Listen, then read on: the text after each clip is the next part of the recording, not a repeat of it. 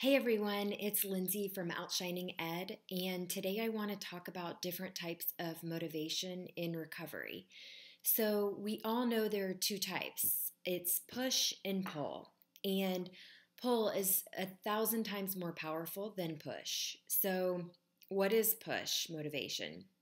Push is when you're just going through the motions in recovery and not really feeling it. Sometimes it will work and sometimes it doesn't. So it's when you try to force yourself to abstain from behaviors, or you follow a meal plan because somebody told you that you needed to, or you go inpatient because somebody told you you needed to, or you hit rock bottom and you seek help. Those are push motivation strategies. And again, sometimes it can work and sometimes it doesn't. Now, pull is when there's this internal desire really driving you towards what you want, and something is pulling you stronger than yourself, pulling you through recovery. So, what does that look like? Well, sometimes and most often it works best when it's something bigger than yourself, when it's relationship based or emotional or spiritual or passion based that's pulling you through.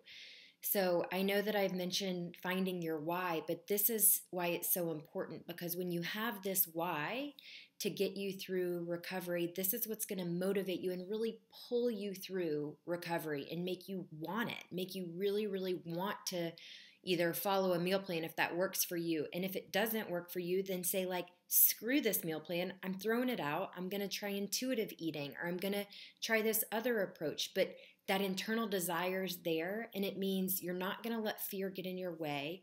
You're not going to quit or blame yourself when things fail. You're going to say, man, meal plan didn't work for me, might work for someone else, but I'm not the problem. I'm going to move on to the next thing and just keep changing my approach until I find what works, because I have this deeply rooted internal desire to heal. So in other videos and sessions, we can talk about finding that why. I certainly do it on these coaching calls and discover what that is for you, because it's so different for every person. But one thing you might try to do that will help you kind of unlock this is something in the morning, because in the morning we're fresh, it's a new day, you feel like it's a new start, a new beginning. I know that what prevents a lot of people from recovering is fear. Fear from losing control, fear of gaining weight, fear of failing at recovery, fear of what the pain will feel like if they do recover, fear of the unknown.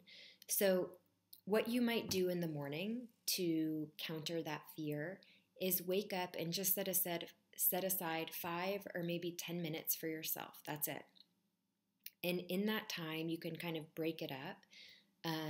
I like to break it up in thirds, and I do about 30 minutes and break it up into 10, 10, and 10. But again, I implore you just to maybe pick like 6 minutes in the morning. And for the first 2 minutes, think of 2 things you're grateful for, because truly it's impossible to be grateful and fearful at the same time. So, and you can be grateful for anything. It doesn't have to be some incredible achievement or accomplishment. It could be the sunrise or the weather outside. So think of 2 things that you're grateful for. Spend the next third of the time praying or lifting your heart up to the universe, if that's what you believe, and just sharing your deepest prayers for healing and recovery, for yourself and maybe for others as well. And then in the last third of the time, pick 2 things again that you want to focus on. And this is where that the